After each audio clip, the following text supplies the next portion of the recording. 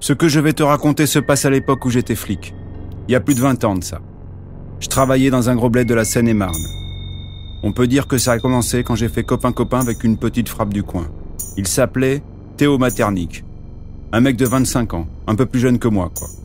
Il passait son temps à se faire arrêter pour des conneries. Vol, participation à des manifestations violentes, outrage à agents, ce genre de trucs. Un mec à fleur de peau et assez arrogant. En fait, une vraie tête à claque pour la plupart de mes collègues qui crevaient tous d'envie de lui défoncer la gueule. Moi, je l'ai tout de suite apprécié, Théo Maternic. Déjà, son nom à coucher dehors m'a bien plu dès le départ. Il a commencé par me prendre pour un con comme il faisait avec tous les flics. Et puis on s'est apprivoisés. Tous les deux, on aimait le cinéma. On s'est retrouvés à aller voir des films ensemble. C'était cool. Mais pas question pour lui de faire ami-ami avec un flic au point d'arrêter ses conneries habituelles. Il ne voulait pas se ranger. C'était un vrai choix de vie. Tu peux faire quoi contre cette hargne et cette volonté ?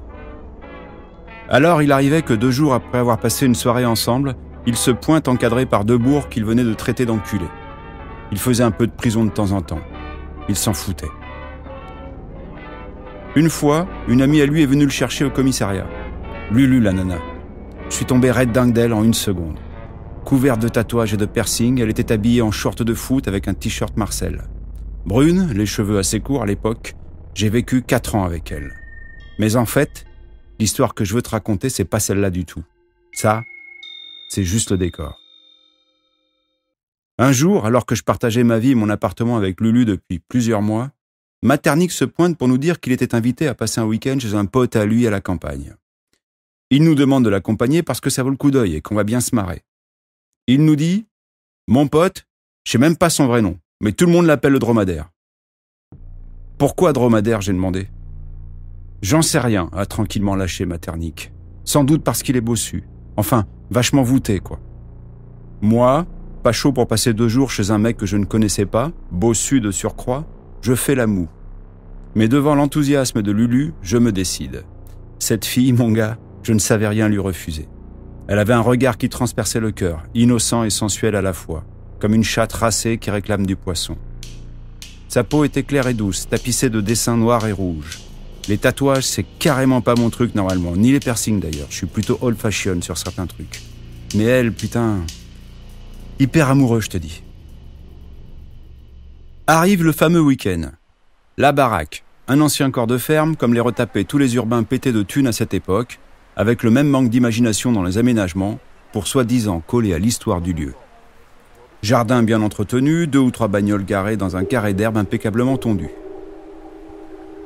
J'avais apporté une bouteille de pif et une de whisky un peu chéro, car Maternic m'avait signalé que le dromadaire, contrairement à la légende de l'animal, était moyennement sobre. Et moi, je suis plutôt porté sur ce genre de petites attentions lorsque je suis invité. Autant que je me rappelle, c'était l'été. Une table était dressée dehors avec une dizaine de couverts. Le mec nous accueille. Ils se font la bise avec Théo. En se tournant vers moi, il fait « Salut, moi c'est le dromadaire ». Pas d'explication, rien. Je fais semblant de trouver ça normal. Il me fait la bise, ce con. Puis, derrière lui, arrive une flopée de nanas. 7 au total. Chacune d'elles se présente à nous en nous serrant la main, et la plupart avec un grand sourire sur la face. Je te les récite.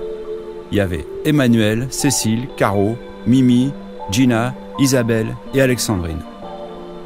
Celle-ci, Alexandrine, je l'ai repérée direct. Pas comme les autres, Alexandrine. Plus grande, plus âgée, assez maigre. Une sorte de chatte efflanquée. Une allure aristo, enfin l'idée que je me faisais d'une allure aristo. Et puis, un léger accent indéfinissable dans la voix.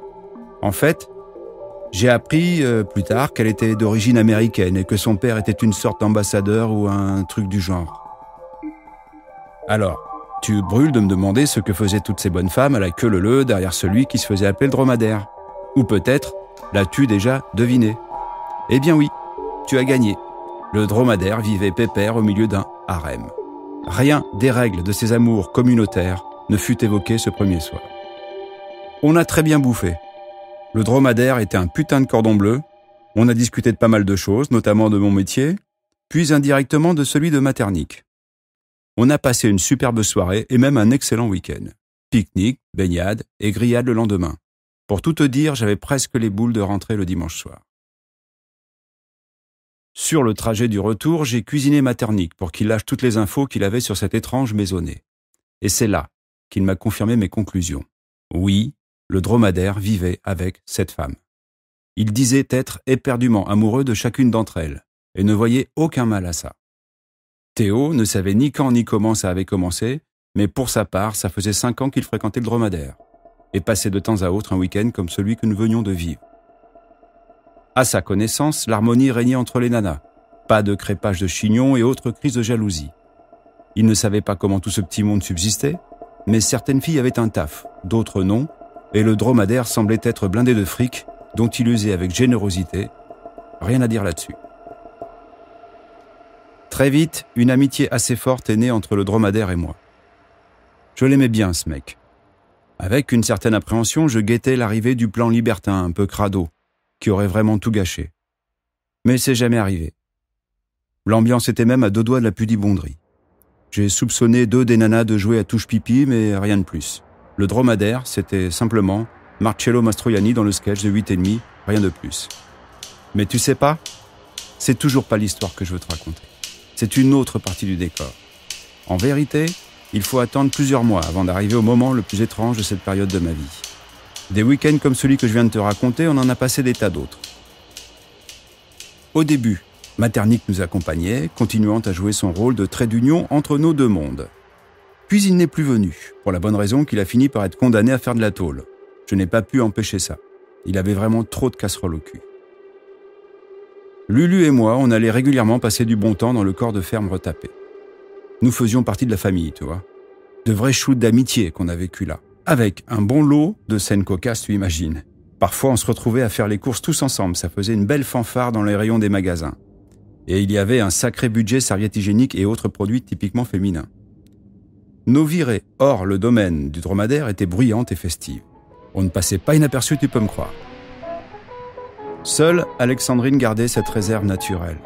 Pas de quoi la rendre antipathique, mais il y avait certaines blagues que tu ne te permettais pas avec elle, vois-tu. Beauté glacée, ça lui allait assez bien comme expression. Et comme les 6 autres femmes du dromadaire étaient plutôt de nature expansive, elle tranchait bien dans le tableau, cette chère Alexandrine. Arrive ce fameux soir d'automne. Tandis qu'on était tous attablés autour d'une bouteille de Porto offerte par la sœur de Mimi, Monsieur Mouly est entré dans nos vies.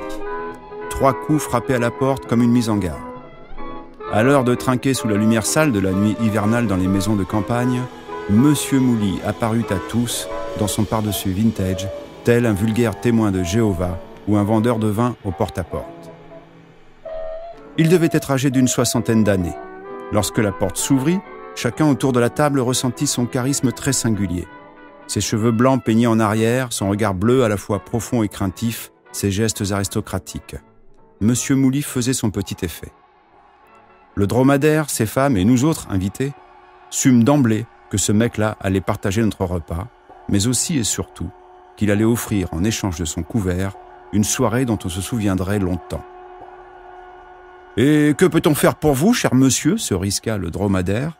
« Bonsoir à tous » répondit l'homme en agitant sa main vers le reste de la maisonnée en guise de salut. « Je suis monsieur Mouly » poursuivit-il. « J'ai une longue histoire à raconter. Elle me pèse et elle me brûle. Je dois la raconter ici même. Vous comprendrez pourquoi une fois mon récit achevé. » « Vous tombez au bon endroit, on dirait, » répliqua le dromadaire. « Nous ne sommes pas pressés et nous aimons les bonnes histoires. Prenez donc un verre de ce délicieux Porto. » Tandis que Monsieur Mouly refermait la porte derrière lui, avant de quitter son pardessus, j'eus le temps d'apercevoir un break gris garé derrière mon tas de ferraille. Il s'attabla, sans gêne et poliment. Certaines personnes parviennent à cet équilibre subtil. Sous son pardessus, il portait un costume gris foncé, une cravate dans les mêmes tons et une chemise blanche impeccablement repassée. Dans son genre, il n'y a pas à dire, il en jetait, Monsieur Mouly. Éclairé par le lustre 60s du salon, sa chevelure blanche tirait sur le jaune à la hauteur des tempes et dans le cou. Indubitablement, où qu'il se trouvât, ce gars-là détonnait. Il n'entretint pas d'inutile suspense et raconta son histoire, direct. Monsieur Mouly parlait d'une voix neutre, à peine voilée d'un buzz discret mais constant. Peut-être la clope ou le cigare. Pour te rendre le truc un peu vivant, je te la fais comme si j'étais Monsieur Mouly en essayant d'être fidèle au récit de ce soir-là. Accroche-toi, mon gars. J'ai conscience qu'écouter mon histoire et y accorder tout le crédit que sa véracité exige nécessite une disposition d'esprit tout à fait hors norme. Ça, c'est son préambule, tel quel. Un petit coup d'œil au dromadaire pour m'apercevoir que ce dernier plisse les yeux et ne paraît pas aussi omniscient qu'à l'ordinaire. Je reprends. Enfin, Monsieur Mouly reprend. Enfin bref, tu m'as compris. Je suis un très vieil homme, bien plus vieux que vous tous réunis. La date et le lieu de ma naissance importent peu. Sachez juste que si mes origines sont tout à fait caucasiennes, elles sont suffisamment anciennes pour être contemporaines d'une géographie très différente de celle que vous connaissez aujourd'hui. Les frontières sont bien peu de choses en vérité. Je suis un vieil homme, c'est tout à fait exact, mais mon âme est jeune. Elle refuse de vieillir et avec elle mon corps de se flétrir complètement. L'amour est un authentique antidote au poison du pourrissement. Dans mon cas, ce ne sont pas que des mots. Lorsque j'étais un jeune homme, on dirait de nos jours adolescent, je tombais éperdument amoureux d'une femme admirable. Aussi banale que puisse être perçue cette passion, nous fûmes liés, mon épouse et moi, au fil des années par un incroyable sort, qui nous unit encore aujourd'hui d'ailleurs, et pour l'éternité, probablement. C'était une époque très différente de l'actuelle, il faut bien le concéder. La sorcellerie était à la mode, on guérissait autant que l'on damnait, avec force, rite et filtre. Le pouvoir des plantes et des incantations s'enseignait oralement, de pages illettrées à sorcières analphabètes, et ce de siècle en siècle, depuis la nuit des temps. De ces noires pratiques, je fus l'heureuse et damnée victime. C'est tombé sur moi sans autre raison que le hasard. Une magicienne, subjuguée par la pureté de mon amour, m'offrit de le faire vivre au-delà des temps comptés par la nature. Le marché, ainsi proposé, pouvait difficilement être refusé, vous en conviendrez. Alors là, petite digression si tu ne vois pas d'inconvénient, je n'étais pas du tout d'accord avec le vieux. Ma Lulu, à moi, je voulais vieillir à ses côtés et crever dans son ombre. Ça, c'est mon idée de l'éternité. Cet amour-là ne pouvait être emporté par un motif aussi sordide que la nature ou un vulgaire accident. Dès lors, la magie, pourquoi pas? Au moment où je vous parle, ni la pureté ni la puissance de l'amour que je porte à cet ange venu des nuages n'ont été altérés par les années et même les siècles. Cette femme est belle comme un fleuve, mes amis. La magicienne, qui s'appelait Evelyne, se rendit chez moi et nous fit boire un breuvage au goût de poivre et de mélisse. Une fois ce filtre avalé, Evelyne scanda plusieurs formules dans un idiome tout à fait étrange, d'où les voyelles semblaient totalement absentes, à tout le moins inopérantes. Elle semblait ivre. Le rituel achevé, elle s'esbigna dans une nuit brumeuse comme il se doit. Il ne nous restait, à ma bien-aimée et à moi-même, qu'à tester la fiabilité de ses prophéties. Car avant de nous donner à lamper la boisson miraculeuse, la magicienne nous avait mis en garde. L'amour éternel, oui, pas de problème, ça marche, mais assorti d'une quête infinie et un peu tordue. Je m'explique. En échange de la passion intacte et inoxydable, il y avait des contreparties. Un contrat en quelque sorte, un cahier des charges très faustien. Les magiciens n'agissent pas par vénalité, mais ne donnent rien sans rien. Alors là, c'est le moment qu'a choisi le dromadaire pour casser un peu le lyrisme du bonhomme et se donner un peu d'air. Vous savez vous y prendre pour vous faire payer l'apéro, mon vieux. Une sacrée histoire, a-t-il lâché. Imperturbable, l'autre a repris. Un tel cadeau me rendant obligé, je donnai mon accord pour faire mienne les petites subtilités chargées de confiner le paradis aux frontières de l'enfer. En gros, si j'héritais de l'immortalité, mon épouse devait se contenter de la réincarnation. Et donc, pour être bien clair, à chaque fois que mon aimé exhale son dernier souffle, mon corps reprend son vieillissement naturel, jusqu'à ce que je la retrouve et la séduise à nouveau. Et ainsi de suite. Vous imaginez peut-être à quel point il est éprouvant de sans cesse tout recommencer. Ce supplice est le prix à payer pour l'amour éternel. J'ai vu mourir ma femme à de nombreuses reprises. De maladie, surtout dans les premières décennies, par accident, et même de mort naturelle. C'est le pire. Elle a également été assassinée une fois, mais je l'ai toujours retrouvée. Toujours notre amour a survécu. Qui peut dire qu'il a vécu seul? À ce moment-là, Lulu a rompu le charme, si j'ose dire. Mais comment faites-vous pour la reconnaître d'une vie à l'autre? Elle garde la même apparence? C'est un autre aspect cruel de mon destin, chère madame. Son physique évolue, incarnation après incarnation. Il me faut être certain de ne pas commettre d'erreur, d'aimer la bonne personne. Mais chaque fois que je la retrouve, et chaque fois elle est plus belle. Et vous mettez longtemps à la retrouver? C'est variable. J'ai un corps de sexagénaire et j'avais 19 ans lorsque Evelyne m'a jeté ce sort. Et mon épouse est décédée 14 fois. Et pourquoi vous nous racontez cette histoire? Cette fois-ci, c'est le dromadaire qui posait the question. Mais je croyais que vous l'aviez compris. Tout simplement parce que ma femme, mon épouse pour l'éternité, habite cette maison. Elle est attablée en ce moment même, a-t-il couiné en se tournant vers Alexandrine. Tu imagines la gueule du dromadaire à ce moment-là, et celle des filles, sans parler de la mienne. Vers 2h du matin, M. Mouly prétexta la fatigue due à un long voyage pour se retirer. Il indiqua qu'il était logé dans une chambre d'hôte du village. Le dromadaire ne le retint pas. Il alla se coucher sans un mot, seul dans son grand lit alors qu'il avait 7 femmes, si je compte Alexandrine, à sa disposition. Assez cocasse, tu ne trouves pas? Plus tard, au lit, la stupéfaction de Lulu me vexa un peu. Tu déconnes ou quoi? Ne me dis pas que tu as gobé ce roman à l'eau de rose. C'est toi le flic, normalement. Tu vois bien que c'était une bonne grosse comédie écrite, montée et interprétée avec brio par M. Mouly et Mademoiselle Alexandrine. Tu as vraiment cru à ces bobards? Ils se sont bien payés la tête du dromadaire. Et la mère Alexandrine n'a pas donné sa part au chien. Evelyne! J'ai cru que j'allais m'étouffer de rire quand il a dit le prénom de la soi-disant magicienne. Evelyne! Oh! C'est bien la preuve, ça, non? Blablabla, blablabla. Elle a continué comme ça, à balancer une liste d'arguments purement imparables, moquant mon ingénuité. Et moi, je grimaçais. Et ma grimace, elle disait « Ok, bien sûr, ouais, mais je sais pas, bien sûr que oui, t'as raison. Mais avec la fatigue que je me trimballe en ce moment, je me suis laissé prendre au truc. Mais enfin, toi, Lulu, pourquoi tant de cartésianisme, de cynisme? Quand même, le coup du médaillon, Lulu. » Oui, j'ai oublié de te dire, Monsieur Mouly avait sorti un médaillon avec le portrait d'un couple. Lui et une femme qui pouvait subtilement évoquer Alexandrine. Franchement, c'était le coup du spectacle. Ça m'avait un peu secoué. Logiciel de retouche, tu connais, ma cisaillée Lulu? Enfantin, tu es tellement crédule. Je lui en ai voulu sur le coup à Lulu. Je lui ai dit qu'elle était jalouse du plan romantique qui s'était passé sous ses yeux, que c'est ça qui la rendait vache avec Alexandrine. Elle m'a souri, elle m'a embrassé et m'a juste dit « t'es con ». Il y avait ce truc dans ses yeux qui flambait comme à chaque fois que je la décevais. Irrésistible, cette flamme. Monsieur Mouly et Alexandrine quittèrent la maison du dromadaire l'après-midi suivant. Un ciel gris pâle couvrait la grande scène d'adieu d'un linceul approprié. Les 2 petits malins sont montés dans le break, le vieux a lâché un coup de klaxon.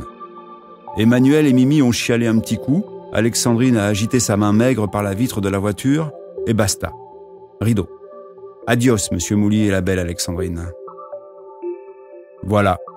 Tu dois penser que Lulu, elle avait forcément raison, que je suis très fleur bleue parfois, et puis j'avais sans aucun doute bu trop de Porto. Mais je t'assure que Monsieur Mouly, c'était un sacré conteur. Et pour jouer la comédie comme il l'a fait, il fallait être vachement amoureux. Alors c'est ça, je me trompe pas. Toi aussi, je parie que tu trouves que j'ai été bien naïf. Eh bien, écoute l'épilogue, mon gars. Il y a 2 jours, en allant visiter Maternique en prison, ce con a pris 2 ans pour avoir tiré une balle en plastique dans le cul d'une parlementaire, je croise une bonne femme qui me tape dans l'œil. Grande, racée, méprisante, belle. Ça te rappelle quelqu'un? Intrigué, je lui ai pris le bras pour la faire se retourner. C'était pas Alexandrine. J'ai bredouillé une excuse minable et je me suis rendu au parloir. La jeune femme m'y a rejoint. Elle venait voir son loulou comme tant d'autres. Le mec arrive et là je le capte direct. C'était Monsieur Mouly en personne. 20 ans après le sketch Le Dromadaire, 20 ans après l'image du break filant dans la grisaille campagnarde, 20 ans après la mimine d'Alexandrine agitée à la fenêtre de la voiture. Par rapport à mon souvenir, il a très légèrement vieilli, mais à peine. À part ça, le même. T'en dis quoi de ça? Ça t'embouche un coin, pas vrai? Tu crois que je te racontais cette histoire pour quelle raison?